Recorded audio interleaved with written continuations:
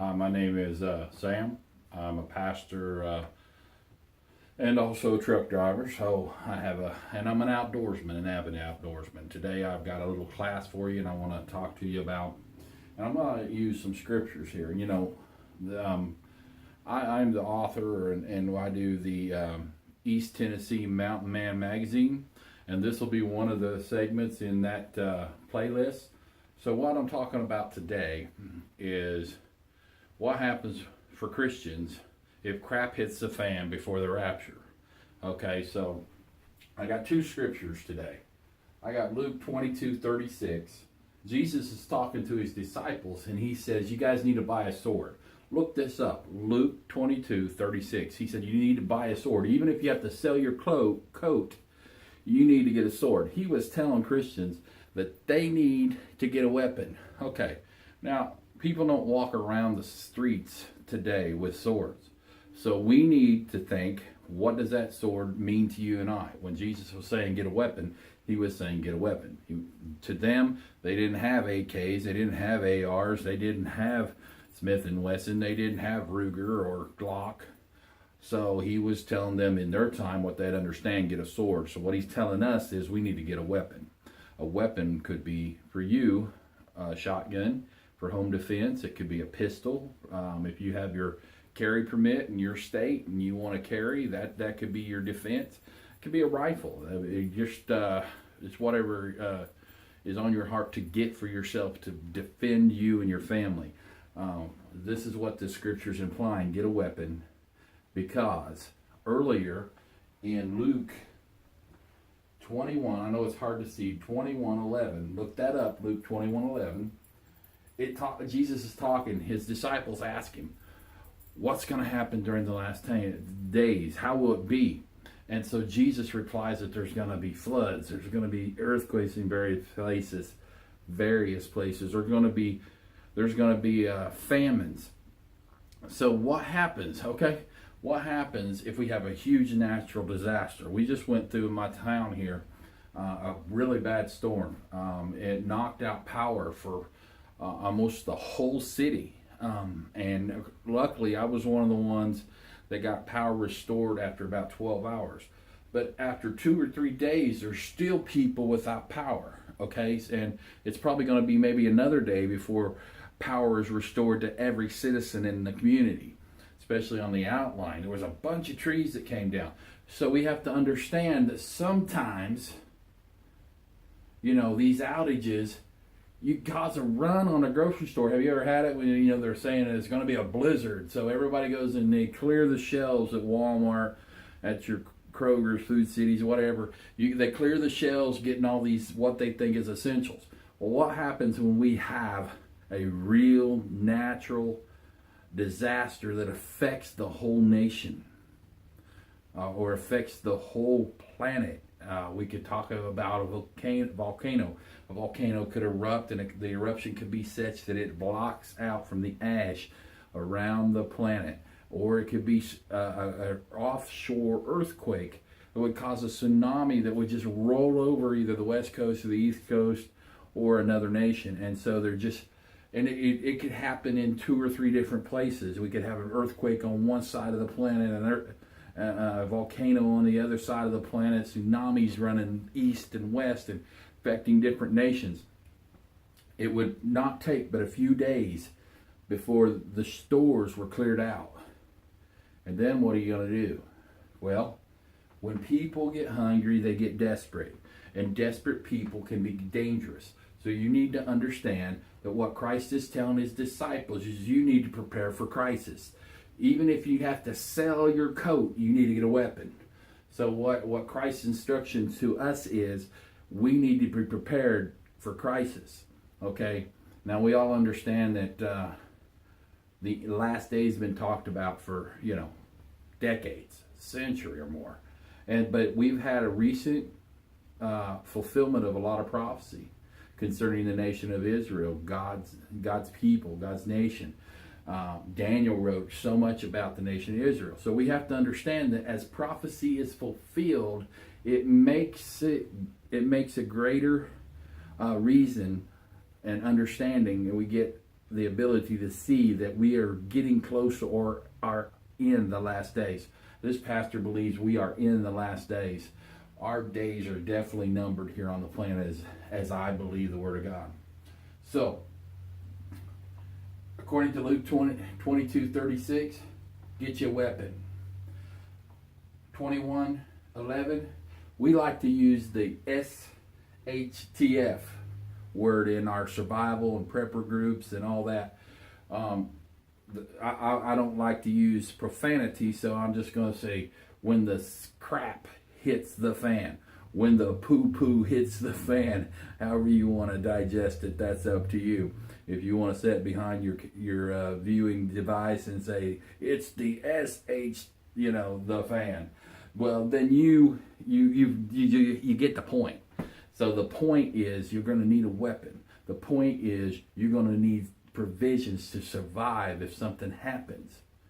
I mean, at any point we could have a national disaster. We could be entered into a war with another nation. It just, who knows, right?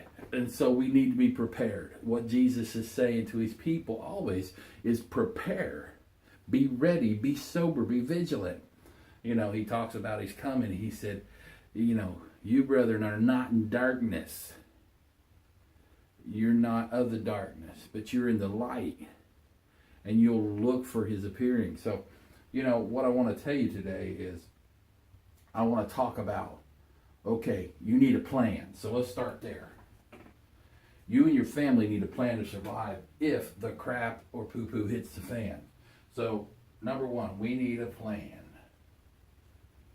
And your family needs a plan, okay? You need to start working together as a family to develop this plan, because you're going to need a few things to survive. In that plan, you're going to need water, food, shelter,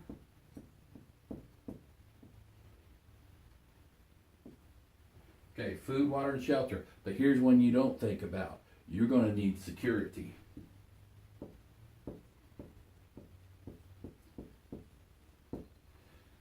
Okay, security. Now you know what happens when people run out of supplies? It makes good people bad when they get hungry. We've all seen the movies out there about the apocalypse, post-apocalypse movies, how people would just kill one another for water. Well, it don't have to be like that, see? But you know what? It probably will be a lot like that in some instances. People will be that desperate that they'd kill somebody over clean water. So we need to think about our plan, developing a strategy to make sure that we got water, food, shelter, and security. So let's look at these individually, okay? So I'm going to erase some of this.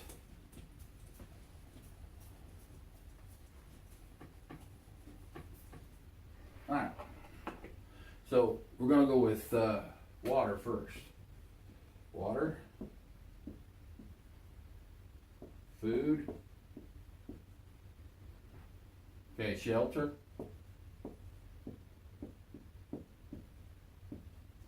and security.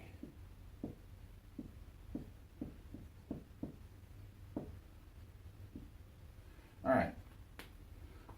A lot of people don't know that you can purify rainwater or creek water, pond water even.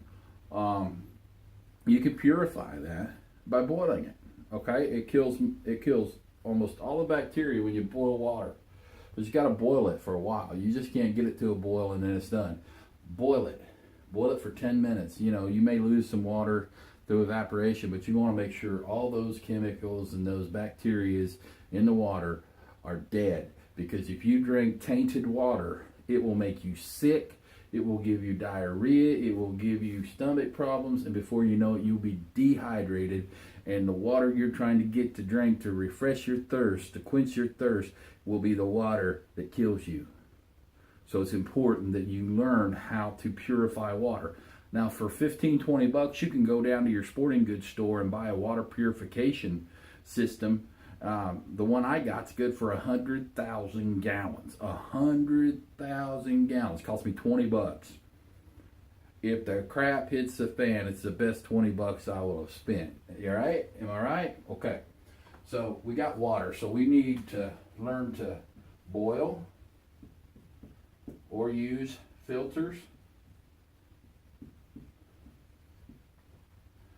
And there's also ways to collect water. And if you're in an arid place, you need to research how to collect water. If you live in the desert, I don't. So I'm very blessed. I've got just millions upon millions of gallons within walking distance of me. But if you're in an arid desert place, you need to learn how to trap water with plastic using condensation, okay? And there are several plants in the desert that retain water even though they look dry. So you need to learn, look that up, study that. I'm gonna leave that on you. So you need to know how to collect it. Okay, now let's go to food. Okay, this is something that's easy, okay? You can store up in 5-gallon buckets dry goods like canned goods, canned vegetables, canned meats, dry beans,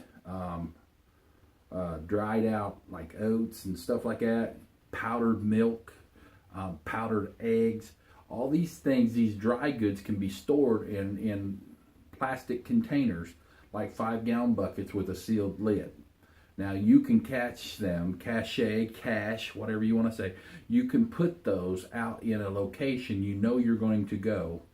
If the crap hits the fan, you know you're going to go to that location. You can cache them, you can hide them so you'll have use. That way you ain't got to worry about trying to take them on the day when the world goes crazy, right? So food can be what we call cached, or, and this is going to be a shock to a lot of you people out there. You'll have to hunt your food. You'll have to kill an animal. I said it. You have to kill an animal because it's either that animal dies or you go hungry. Now some people out there would rather go hungry than kill an animal, and that's your thing. But me, God gave the animals to eat. You go to McDonald's and get chicken nuggets. Most of it is, most of it's there come from an animal. You go to get a quarter pounder, it didn't come from it comes from beef, okay? So animals die so that you can eat. Now, if you're a vegetarian, guess what? A plant died so you can eat. So where your morals end and begin, that's up to you. But I'm going to tell you, animals make a good food source. So you're going to have to learn to hunt. You're going to have to study up on how to hunt. You can't take just any old weapon and go hunting with it. It just won't work. You have to have the appropriate weapon for the appropriate game animal. So you have to hunt. And another way to get meat, okay, or food, is you have to learn what is edible and what is not. So you have to learn about edibles. There's a lot of things. Edibles. There's a lot of things in the woods you can eat that are just growing, okay?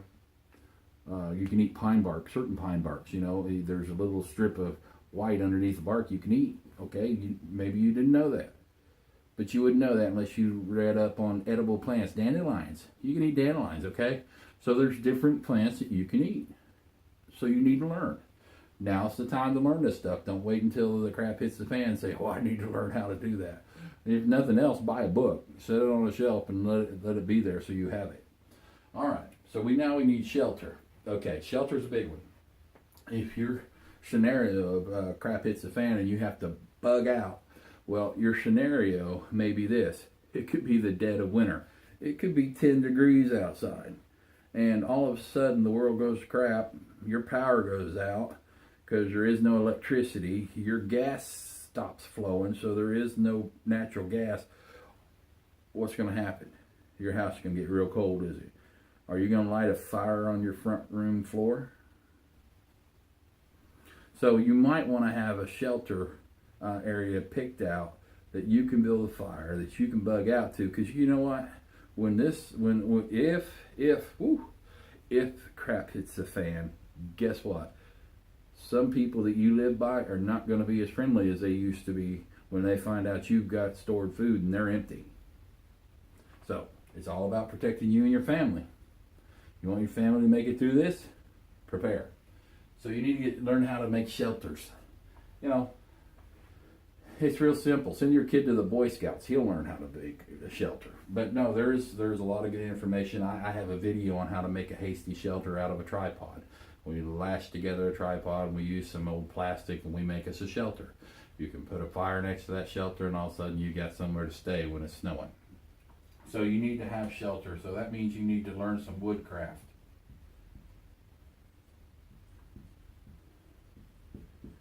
And you need to get the materials that you'll need to build shelter, and you'll need to put that in your bug out stuff. So you need to start preparing a bug out kit, or you won't be able to make a shelter. It'll be hard. Okay? So you've got these all taken care of. You've got your water, you've got a filtration system, you've got a metal pan set aside so you can boil water. You've got food cached. You've studied up on. You've got a weapon that you can hunt with, and you've got a book at least on some of the wild plants in your area that you can eat. You know, but guess what? Wild plants are growing during the summer. Not all of them grow through the winter. Some of them go dormant, and just like the leaves on your tree, they fall dead and they don't come back up till the next spring. So don't count on wild edibles. I'm just gonna tell you the way it is. You may have to kill some animals to feed you and your family. Shelter. You need to practice up, use your woodcraft, learn how to do a lean-to at a very minimum. Some sort of shelter. You collect a tarp or two, leave it laying around so you can get your hands on it, put it in your pack, whatever. Okay, but let's get down to this one. This is really where I want to go today. If I want to put the icing on the cake for today's class, this is it. Security. You know, being ready for any survival scenario puts you against the people that are not. It pits you against people who are not prepared.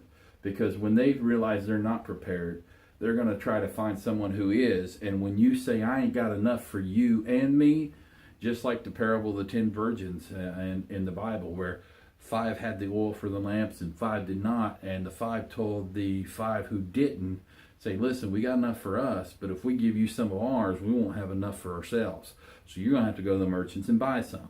Well, just that's the way prepping and survivalists are doing. They're so prepping for themselves and their family. They're prepping to survive themselves and their family. They're not trying to prep for the whole neighborhood because it just can't be done. So you may have to make some hard choices on who you can help and who you can't. And those people that you can't help will probably become angry with you. And they will more than likely want to take what you worked hard to store for your family.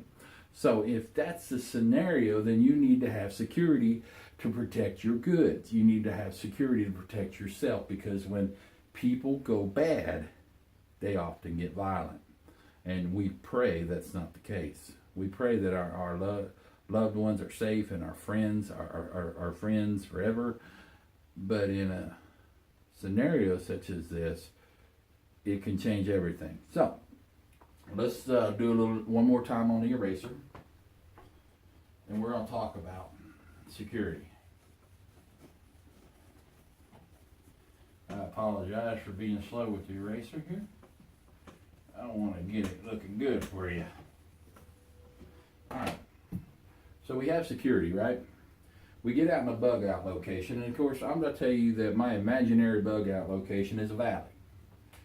It's a valley. I got a hill over here. I got a hill over here. I got a field back here, and on both sides of that field is wood that run that hill, and then I got a road back here. This is approximately 50 acres. There is enough game. When I say game, I'm talking about wild animals that use the field, these hills, and the woods that surround these hills, and this valley where there's a creek that runs alongside the road, and a couple little streams that come off the hill that feed that creek. A couple little springs, as we call them. So we got the road. I want to make sure you understand that. Hill 1, hill 2, and in between we got a couple springs. I'm just going to mark the one and then a creek. Okay, what we have here is an imaginary place where we may bug out, me and my family.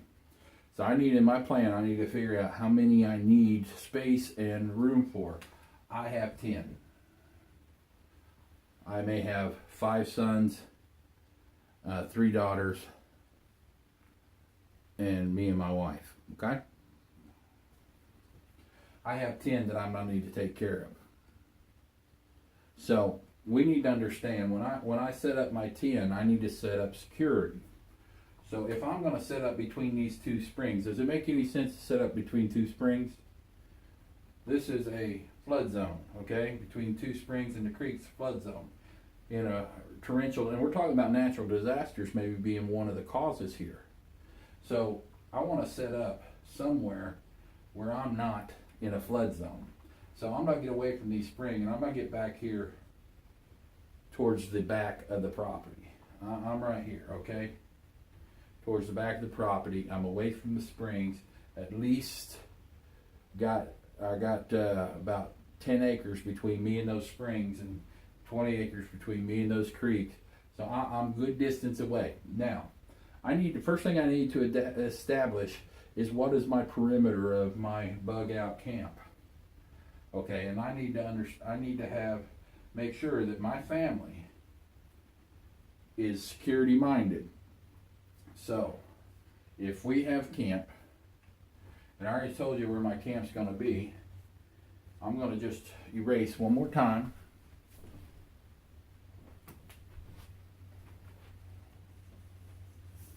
And I'm going to blow that camp up for you.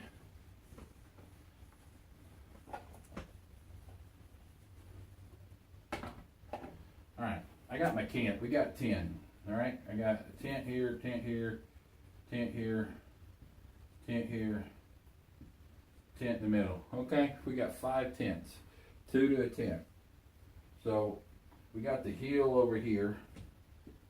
We got the creek down that way, and then we got a spring over here. And then over here we got another hill. So I got my camp back here, and the field's up this way. So, security minded, what's the threat? Where's people going to be coming from? More than likely they're going to be coming from the road. So I'm always going to have at least someone with eyes towards the road. And we're going to be moving back and forth to the stream. So throughout the day, I'm going to establish, kind of on this hill right here, I'm going to establish just a sitting post. So one of the 10 of us will be there through the daytime hours. So that's called a OP, or an observation post. And that's just going to protect us in case somebody starts coming through the woods. And if you got like walkie-talkies or something that you have saved, and you have batteries that can last for a little while, then you can have your observation post have a radio, and you can have one radio in camp. Or if you send somebody out of camp hunting or something, you send out, or you can use whistles. You know, one whistle is, hey, we're on alert. 2 whistles is, get ready, somebody's coming. 3 whistles is, we need help. It's immediate. Something. You can set up your own plan, part of the plan, right? So, camp. First thing you need to establish for everybody in camp is what is what. Okay, so around the camp, we're going to think of it as a clock. And we're going to say the road is 6 o'clock. The field up here is 12 o'clock. The top of this ridge is 9 o'clock. And pointing over that one is 3 o'clock. So everybody in camp, if we got a radio and we say there's someone coming from 7 o'clock, then we'll know that there's someone down here coming in from 7 o'clock. If we've got people coming from the field, then we know that communication says that we got X amount of people coming from 12 o'clock. If everybody knows where 12 o'clock is, then our people can respond to meet those people before they get into our camp. Because the last thing we want is we don't want bad guys finding out where our camp is. So we need to stop them, question them, well, hey, what are you doing? What do you need? Before they get into camp. So having the hours as reference points will help you in security. Now we also remember in Luke 22:36, sell your coat if you need to, but get a weapon, get a sword. You may have to use your weapon to prevent people from taking your stuff or taking your life.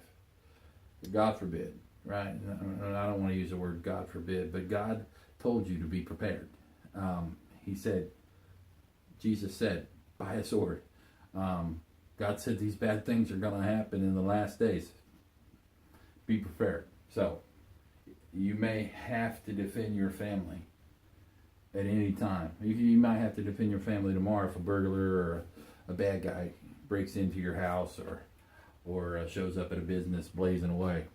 So, 12, 3, 6, use reference points, use the clock. Not everybody uses a compass, and compasses work good. And you know, if you're some professional guy that keeps your compass on your watch, or you know, has a compass readily handy all the time, then you can, you know, it's easy to know if you're walking through the woods, this ridge is 3 and that ridge is 9, that when we get a call on a radio that we got something happening at 9 o'clock, we don't have to pull out our compass. Instead of, we got something happening at 275 degrees.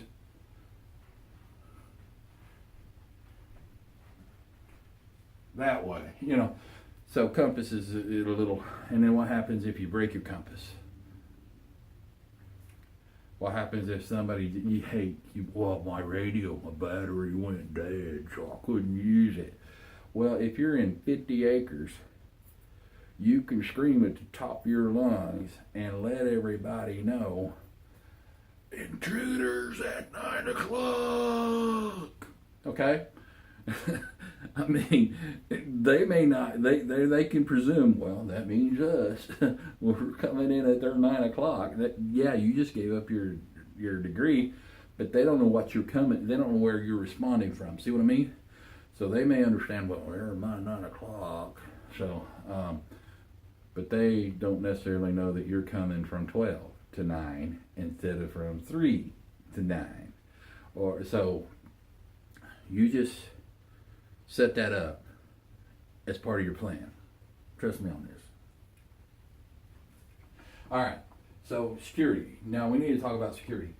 We need to work in watches. You know what a watch is? You know, it's a shift. I've got first shift. You work seconds. They're thirds. You can do it like that, where somebody works 8 hours on, 16 off. But it's a whole lot better when somebody, you know, you got 10 people. There's 24 hours. How about everybody just does like a couple hours? Or how about you divide your people into groups, and then you say, okay, you've got 2 hours on, and then you get 2 hours off, and then you wake up whoever, and they got 2 hours on, and they got 2 hours off. So you do that through the night. Everybody gets almost 6-8 hours of sleep, and you're only up for 2 hours of time, okay? But you're secure. And is it worth it? Is losing 2 hours of sleep worth losing your son or daughter, your wife, or your own life? So, just saying. But think about these things. Security is important when people are coming after you to get your stuff, and they're desperate enough to take you out to get your stuff. So, and you don't want to give it up, because giving up your stuff may mean giving up your life. If they take your guns, they take your tools, they take your food, and all you're left with is empty hands, that may not be enough in a hard winter to survive. May not be enough in a drought. Okay, you see what I'm saying? There's a lot that factors into this, but I'm just telling you, as a Christian, we need to be prepared for bad scenarios. I love everybody. I want to endure through the rest of my life with peace and joy and happiness, and I want to preach the gospel, get people saved, get them ready to meet God. And you know, I don't want to send them early, but listen, you have to do what you got to do to protect yourself and your family. It's wisdom. So, security is the last thing. We didn't go over fire. That's a whole new class. And fire is part of that shelter. Wherever you set up your shelter, you're going to have to set up fire. So if you want to catch one of my next classes on how to do fire, that'll be coming out shortly. We're going to work on a few different fire starters and a few different methods of making fire for your camp, for your around your house, for just recreation. But we're going to work on that. But this is Pastor Sam, East Tennessee Mountain Man Magazine. I just want to tell you, think about these things. Start a plan off. It's never too late until it's too late. Got me? So start the plan soon. Get a plan for you and your family. Maybe you got a couple friends you trust, okay?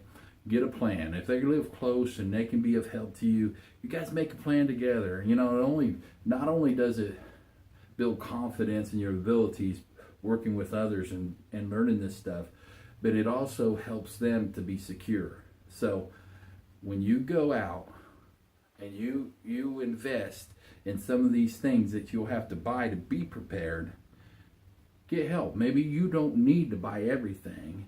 Maybe you can buy this and they can buy that, but as long as you're going to work together, you have it, right? If you have the water purification stuff and they have the fire stuff, well, that's great. I want to tell you though, what happens if they don't make it? And they got all the fire stuff and you ain't got nothing to build a fire with. It helps to have a little of everything, but you can help each other out.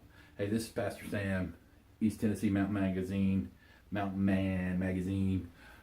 Get outdoors, enjoy God's great creation, get yourself prepared in case there's a bad situation, and be blessed, my friend.